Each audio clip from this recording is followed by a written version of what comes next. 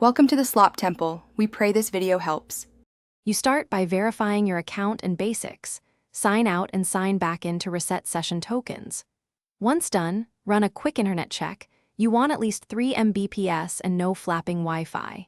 Make sure to clear the app cache or browser storage, then disable privacy or script blocking extensions because they often stop the bot's scripts from running. These steps fix most immediate session and connectivity causes. They prepare you for deeper troubleshooting if the bot still won't respond. Next, you inspect the technical signals. Open the developer console or app log and look for 4xx or 5xx errors, CORS failures, or timeouts. These tell you the how and why of the breakdown. Make sure the bot's persona and response settings are enabled and that you haven't hit rate limits.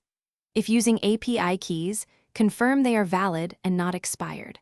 Also check local firewall or proxy rules that could block requests, because a blocked request equals no response from the bot. Finally, you apply fixes to finish the recovery. Update the app or browser and reinstall if problems persist, because outdated clients often miscommunicate with servers. Reset the bot state and clear conversation history to remove corrupt context, then run simple, controlled prompts to verify responses.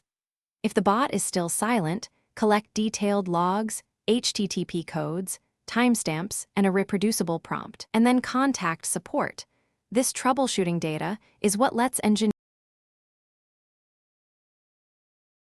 Thanks for watching. Consider subscribing if we helped you.